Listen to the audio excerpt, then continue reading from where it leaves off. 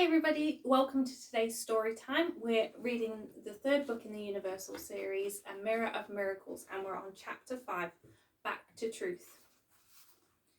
As they drove down the road in silence, Molly and Hugh looked at each other in bewilderment as they listened to Ben humming along to the radio. Ali looked across, frowning. Okay, Hugh, it really is time to spill the beans.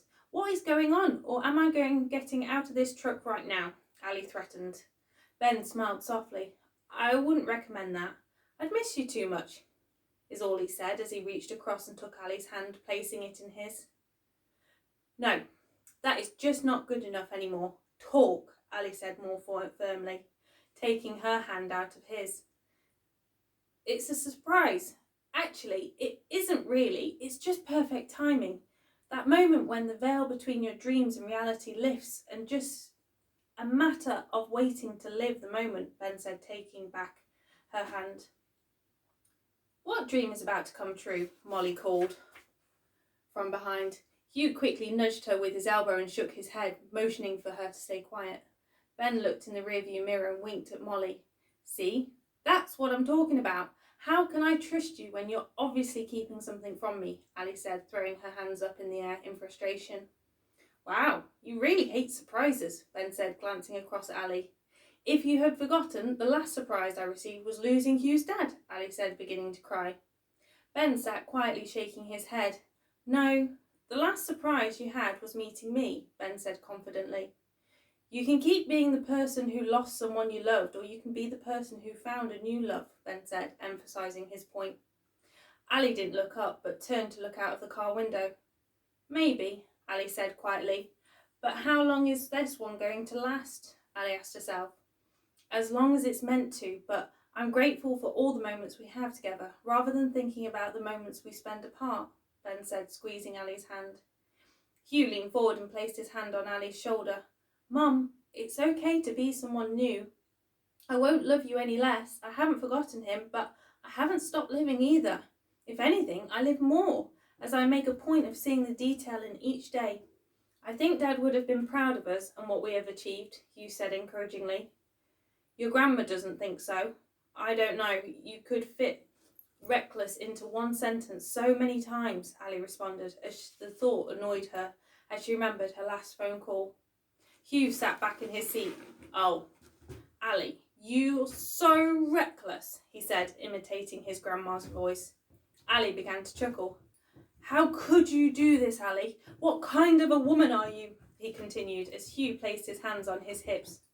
Ali's chuckle transformed into a roaring laughter, which echoed around the truck. Molly smiled. Well, that woman scares me, she added, causing Ali and Hugh to laugh even louder. Ben pretended to put a worried face on at Molly. Maybe I'll be away that day she comes to the ranch, Ben said as they too began to laugh. Molly interrupted. Look, she said, leaning forwards and pointing out of the window as the truck rolled by the sign saying Yellowstone National Park. Ben became more serious as he watched the signs passing by. They took a left and followed the road as it began to bend and wind through the landscape. All the way to the horizon were rolling hills and mountains. Hugh and Molly watched the bison eating in the lowland as deer leaped across the road and the clouds cascaded shadows over the hills. Everyone fell quiet in awe of the wonder of nature and the peace, harmony and unity of such strength in the stillness that surrounded them. Ben started to slow down as Ali sat up in her seat. Is everything okay? She asked, looking at him worriedly. Ben pulled the car to a stop and motioned for them all to come closer as he pointed out ahead of them to a nearby ridge. Ali's hands flew to her mouth as she gasped. They all watched intently as a bear and two cubs made their way along, slowly and gracefully, walking into some nearby trees. The truck remained silent as Ben pulled off and continued down the road. Hugh and Molly slid back in their seats, speechless. Ali slowly lowered her hands and took hold of Ben's, looking across at him with pure gratitude. I should have trusted you more, Ali whispered. As they looked ahead, they saw a cluster of cabins, and Hugh began to bounce in his seat. Aidan, he cried with excitement. Molly became uncomfortable again as she took out her locket and began to play with it. Ben squinted. Sally and John have already arrived. I can see their truck. Ben said as he began to accelerate. Hugh's eyes focused on the truck parked up ahead as they drew closer. As they reached the cabins, Ben swung his truck around and parked it next to John's. Suddenly, Aidan appeared at Molly's side of the door, which caused her to scream with fright. "Hugh!" Aidan called and disappeared round the other side of the truck. Hugh leapt out of the truck and hugged Aidan. "You'll never believe what we have just seen," Hugh said, bursting with excitement. "Wait until you see the river," Aidan responded, pulling Hugh up towards the front door of the cabin, as Sally and John were stepping out. "Hey, you," John said as Hugh and Aidan whizzed by and disappeared inside. Ali stepped out of the truck as Sally bounded down towards her to embrace her in a hug. Ben turned around in his seat to look at Molly. "Are you okay to meet everybody?" he asked cautiously. Molly took in a deep breath. "I just don't want to be the broken kid," Molly said distantly. "Well, you heard what Billy said. It's up to you to show the world the person you want to be. And I won't tell them if that isn't who you are," Ben said before opening his door, stepping out and walking across to shake John's hand. Molly hesitated as she reached for the door. I'm okay, Molly started to repeat to herself as she stepped out and walked across to where the adults were standing. As Molly walked to Ali's side, Ali reached across and placed her arm on Molly's shoulder and pulled her into her side. "And this is Magical Molly. She is the daughter of my friends from England and has come to stay with us for a little while," Ali said, winking at Molly. "Well, Magical Molly, pleased to meet you," Sally said, wrapping her in a hug.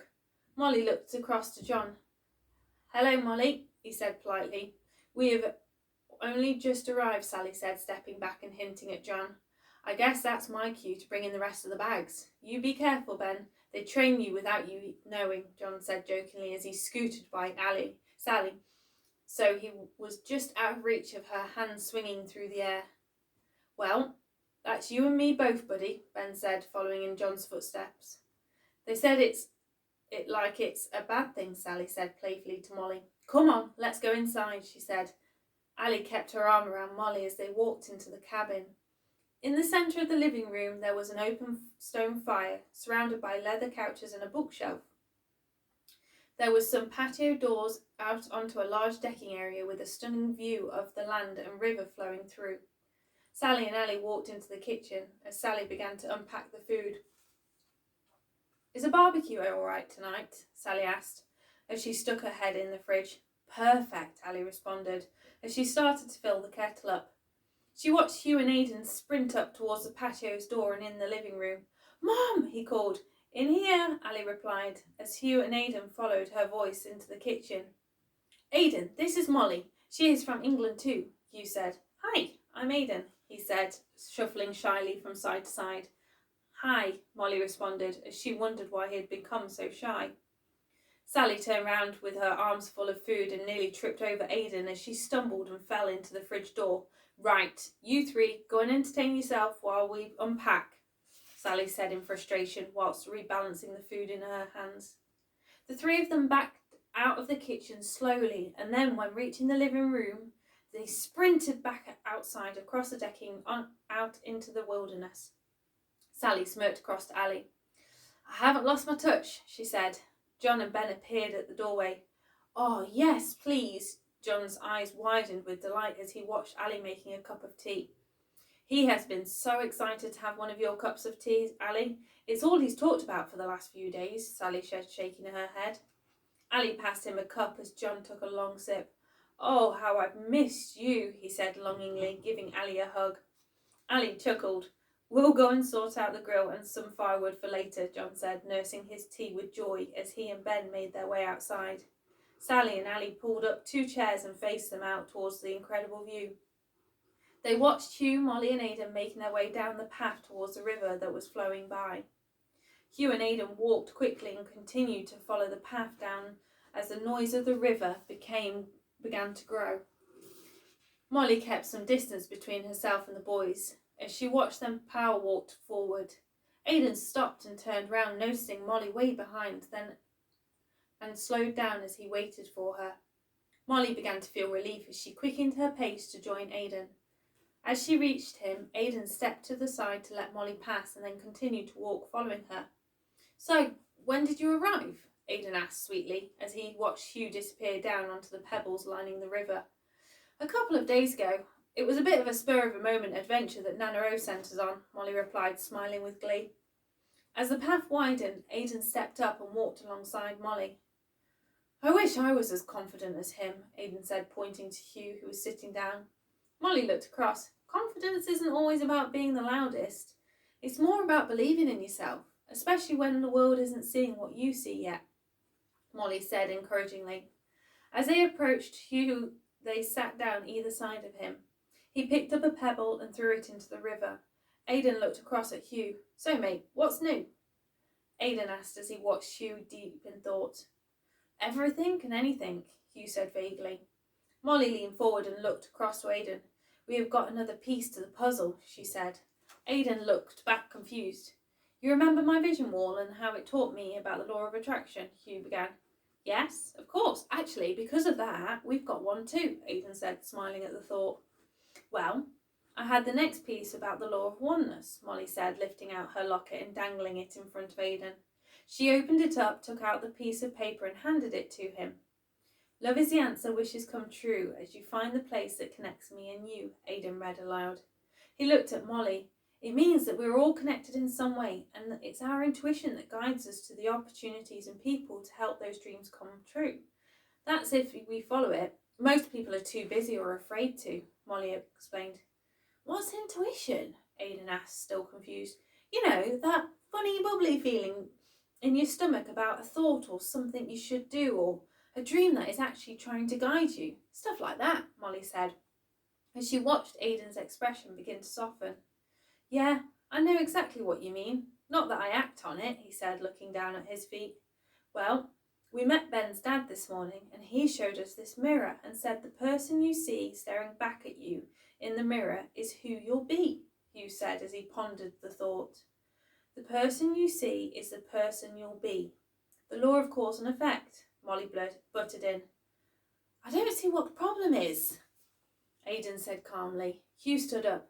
It's one thing to know, but how am I supposed to use it to help me become a champion, he said as he kicked another stone. Did Billy not say anything else, Aidan asked, standing up too. Hugh just shook his head. Aidan picked up and threw a stick and watched it drift down the river as the current carried it along. That's it, Aidan shouted, pointing to the stick. Molly got up to see what Aidan was pointing at too. Hugh looked at him with scepticism. You're going to have to explain, he said. Well, Aidan said, picking up another stick and throwing it in the water. Look, watch the stick. You're expecting it to flow down the river. You don't even expect it to get stuck. All you can see is the stick flowing with the river downstream to wherever it is meant to go. Well, imagine you're the stick and life is the river. Maybe what Billy was talking about was seeing the way it is going to be, like the stick successfully flowing down the river, Aidan said, delighted. Molly bit her lip. But what I thought he meant was that you were meant to feel all the feelings that person you want to be would feel during the day, she said as she looked at Aidan. I guess it could be that too, he said. I thought what Billy meant was that you're supposed to think like the person you're meant to be, like I'm already a champion. I have already succeeded, Hugh said, as he glanced at Molly and then at Aidan. Well, we're none the wiser, Aidan said, sitting back down. Molly slid off her shoes and walked to the water's edge and let the crystal clear water glide over her feet. Her mind began to settle, watching the water flow by. Why don't we try all of them? Molly said, looking behind her at Hugh and Aidan. You, as she pointed to Hugh, think about the person you want to be, a champion, and you, Molly said, then pointing to Aidan. What is it that you want? Molly asked, realising that she didn't know about his dreams. Aidan thought for a moment. To be confident, but the confident you described, believing in myself and what I have learned, sharing that with everyone, Aidan said, contemplating his words. Okay, so practice seeing that and I feel the person I want to be and how she will handle each moment of the day. Whoever reaches their goal first means that's the way it should be, Molly said as she started to walk a bit further into the water, watching it rise up her legs. Sounds good to me, Hugh said excitedly. He looked round at Aidan, who nodded in agreement. Hugh looked up and saw Ben and John making their way towards them. He turned back to look at Molly, who was already deeper into the water. As she took another step, enjoying the feeling of the water pushing against her legs, she placed her foot down and squealed as something sharp pricked her foot. She quickly lifted her foot out of the water, which caused her to lose her balance. She fell back into the water and the current swept her body away as she began to flow down the river. "Help!" Molly cried as her screams began to fill the air. Hugh froze as he watched Molly's head disappear under the water. Molly's head re-emerged briefly as she gasped for air. As John and Ben heard Molly's screams, they ran quickly towards the river. Ben ran past Hugh down the pebbles lining the river's edge to get in line with Molly. He looked up and saw a tree low enough for Molly to grab. "Molly, grab the branch!" Ben shouted in desperation. Molly's head disappeared back under the water as she re-emerged again. She gasped again for breath. "Molly, grab the branch!" Ben shouted even louder. Molly looked across to where Ben was pointing. "Hugh, go and grab my ropes from the back of the truck," Ben shouted urgently. Hugh sprinted back towards the cabin. "Come on, Molly, you can do this," Ben whispered desperately under his breath. Molly felt the water twisting and twirling her body around like a leaf in the middle of a hurricane. As she fought to keep her head above water, she saw out of the corner of her eye a white feather drift gently down and land gracefully on the water.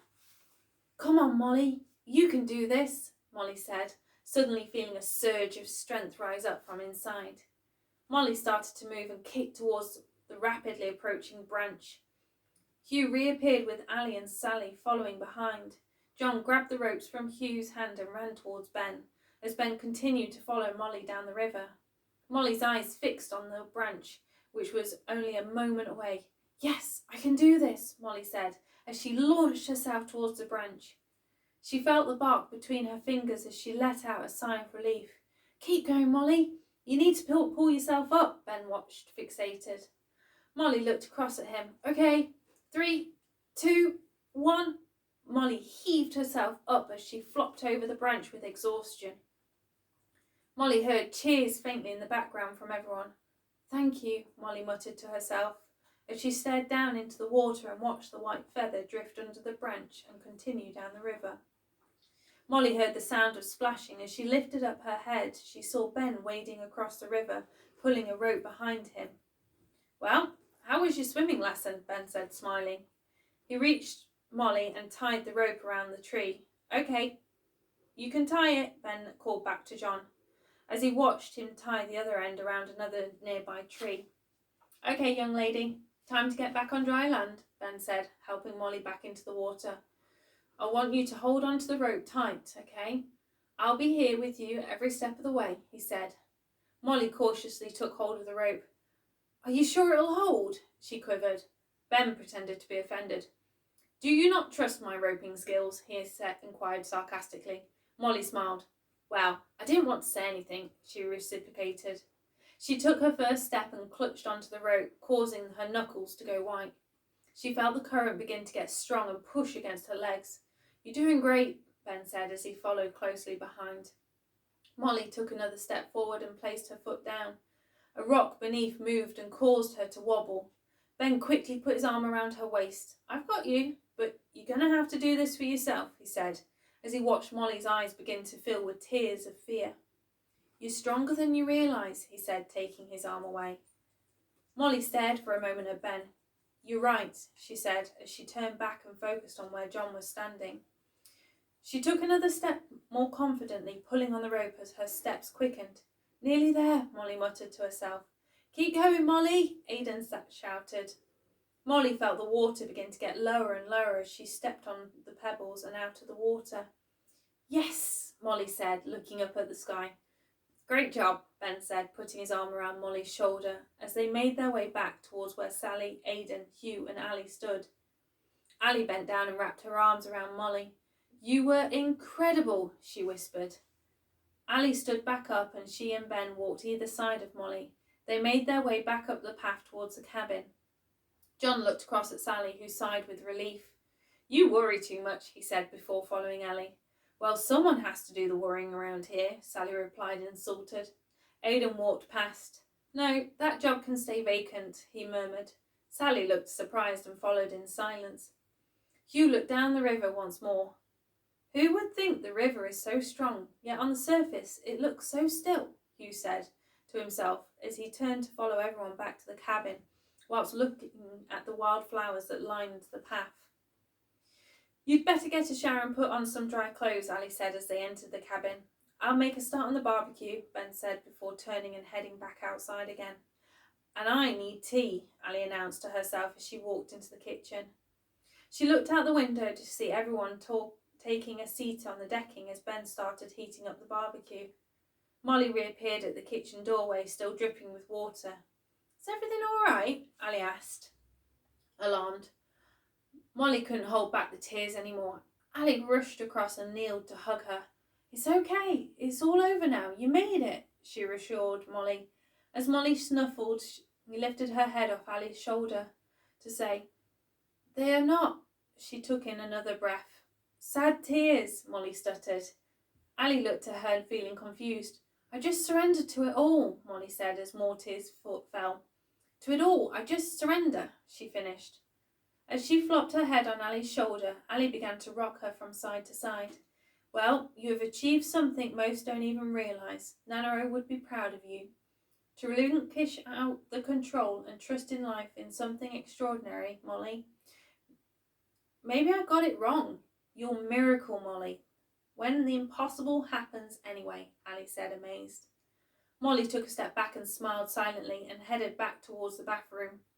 Ali paused for a moment as she stared blankly out into the living room, lost in thought. Ali stood up and looked up at the kitchen ceiling as she took in a deep breath. I too surrender all that I am to love. You know what I desire, and I trust you will get me there. I will do what you ask of me, she whispered. Ali felt her body begin to lighten and her mind become clear. She took hold of a cup of tea and walked out onto the decking. Ben glanced across at Ali and looked at her knowingly. You look different, he commented as Ali glowed. Ali smiled wisely. I think I'm starting to get it, Ali replied as she walked across and sat down next to Sally. I'll go and get the meat and another beer, John said as he reached for the empty bottle. Sally looked across at Ben and then at Ali. I'll make a start on the salad. Boys, you can help me, Sally said, standing up and motioning for them to do the same. Ben continued to stare down at the empty grill, listening to everyone leaving behind him. Aidan and Hugh got up quickly and made their way inside, followed by Sally as she patted Ben on the shoulder as she walked by. Ben looked up and smiled. Ali watched everyone vanish as her gaze drifted across the rolling hills, where the sun was beginning to disappear, causing the sapphire sky to turn ablaze with oranges and red streaks. Ben tucked his hands in his jeans pockets and turned around, casually making his way across to Ali. As he crouched down in front of her, Ali continued to watch the sunset transform. Have you ever seen anything so beautiful? Ali said gratefully. Nope, it's the best view I have ever had, Ben replied, continuing to look at Ali. Ali looked across to Ben. Ha ha, very funny, she said, tapping the brim of his hat. Ben reached across, took hold of Ali's tea and placed it on the floor. He took her hands in his. Ali, there is something I was wondering, Ben began. Ah! Suddenly Molly came running out onto the decking as Hugh chased her with a fish's head. Hugh, get away from me, Molly yelled as she ran across and climbed onto Ali's lap. Monkey, enough, Ali commanded as she let go of Ben's hands to hold Molly. Ben bowed his head and stood back up. He walked across into the cabin. John passed him at the door as he went outside. What's up with him? John looked across to Ali. Ali shrugged her shoulders. I've been asking the same question, she said. John walked across the barbecue and placed the meat and fish on the grill. So how's the things with you? Asked Ali as Molly scooted off her knee and sat down on the chair next to her. Same old in some ways, but then again life hasn't been the same since we met you and Hugh. Something inside was ignited, John said, taking a seat. Sally appeared. Ignited? Don't you mean that meeting Ali and Hugh was like putting petrol on a smouldering fire, Sally said as she pointed to Ali. We have never dreamed so big, made so much progress and never been happier. You inspire us, Ali. and woke us up from a slumber we didn't even realise we'd been taking. I guess you kind of get comfortable and then stop living, Sally said, slightly disturbed by her words. Don't thank me, it was Hugh. And I would add Molly as well. I have a feeling she'll be having a similar effect on all of us, Alice said, looking cross with pride. Not just me, but Aidan too. We're all in this together, as a trio, Molly added. A triangle, a voice said, as Ben stepped out of the cabin and onto the decking to join them. Molly leaned forward, resting her head on his hands, listening intently for Ben to continue. You three are the triangle, Ben said. Hugh and Aidan bounced outside, felt the atmosphere, and quickly sat down on the nearest chairs. No matter which side of the triangle you put pressure on, it will never break. It's a sign of resilience. When the triangle is pointing up, Ben said, pointing at Hugh and Aidan, it is about masculinity and aspiration. However, when the triangle is pointing down, Ben moved his hand across to point at Molly, it is feminine and about divinity. Yet combine these together, not only do we have the triangle, as Ben pointed to all three of them, together you mirror each other and create the diamond, the symbol of clarity and wisdom, not only of what is above and below, but also the four corners, mastery of the four elements. Ben paused a moment as the silence filled the air. This is no coincidence you three's paths crossed and keep crossing each time you find out a new truth about life. A journey is meant to be taken together, unified. Ben sat back in his chair as he looked up at the darkening sky. Everyone remained quiet as they thought about what they had just heard. John lifted up his bottle in the air. Well, if that's the case, cheers to the adventures taken and the adventures yet to come, he said. Ben reached across and chinked his bottle with John's. Oh boy, Sally said, shaking her head. So what you mean is that we have a lot more of this to come, Sally said, pointing down at the path. Ben raised his eyebrows at Sally. Well, in that case, I shall organise a regular truckload of tea to be delivered, Alice said, chuckling as she reached down and picked up her tea. Molly looked across to Hugh and Aidan and smiled with excitement. Hugh leaned back and put his hands behind his head, smiling back at her in agreement. Well, even if you are our wisdom warriors, you still need to help set the table, Sally said, waving her hands for the three of them to go and bring out the plates, cutlery and salad. One team, one dream, Hugh chimed as he stood up and placed his hand in the centre. Aidan stood up and put his hand on top of Hugh's. Molly chuckled and stood to place her hand on top of Aidan's. They then made their way inside. Ben looked back up at the clear sky as the stars began to shine with hope. Molly came back out with the plates. Hugh followed behind with the bowl of salad, and Aidan came out carrying the cutlery. Thank you, Monkey, Ali said as Hugh placed the bowl in the centre of the table and sat back down. Ben took one of the plates and placed the meat and fish from the barbecue on it before joining everyone at the table and placing the plate in the centre. Well, we'd better get fueled up ready for our walkabout tomorrow, John said, reaching across and taking a piece of steak. Where are we going? Aidan asked. There are a few trails around that should take us a couple of hours, John said as he took a bite. Then come back here for some lunch and maybe do some fishing if we have chance before heading off again, John finished. Hugh reached across and took another piece of chicken. Sounds good to me, he said as they continued to finish off the rest of the food. John leaned back in his chair and patted his stomach. Well, that was a feast fit for a king, he said, satisfied. Maybe those trails will do you good, Sally said, looking towards his stomach. It's all paid for, John replied, ignoring her. Molly stood up and began to collect the plates. She was soon joined by Ben as they made their way together into the cabin and put the plates down on the kitchen side. Molly walked across to the sink and began to fill it with water. As Ben reached for the towel, Molly picked up the first plate, swishing it around in the bubbles and wiping it clean before handing it to Ben. Ben took hold of it. Are you all right about what happened today, Molly? Ben asked. Molly stayed quiet for a moment as she thought, then passed him the next plate. I thought I was going to die, but then I saw their white feather and it kind of felt like a sign from Nanaro. Then I felt this sudden strength inside it to keep going, Molly said, looking across to Ben. Ben just nodded for her to continue. But when I got on the branch, it was like every part of me surrendered to it all, and I felt so peaceful. Molly finished taking the next plate. Well, Molly, sometimes we need to let go, but sometimes we need to surrender to what we want and get out of the way so life can take its natural course.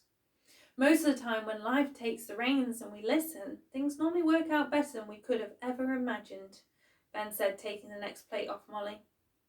Is that what you were doing when you looked up at the stars? Molly asked. Ben looked down shyly and smiled. Yes, I've been trying to figure out how to do something for a while by organising every single moment. However, every time I do it, it's like I get in my own way and trip over my own feet. So I've handed it over to life to organise it for me. Life knows what I want, but how I get there? It's up to life. I just need to listen to that and then act when it feels right, Ben said, pointing to Molly's locket. Molly walked across to dry her hands on the towel. I think I'm going to head to bed. It's been a long day. Ben put down the towel and wrapped his Molly in a bear hug. Sweet dreams, Miracle Molly, whispered Ben.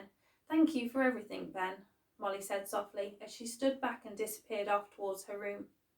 Ben walked out onto the decking. Where's Molly? Aidan asked. She's gone to bed. It's been a long day for her, replied Ben. I think that's a sensible idea, Ali added, looking across to Hugh.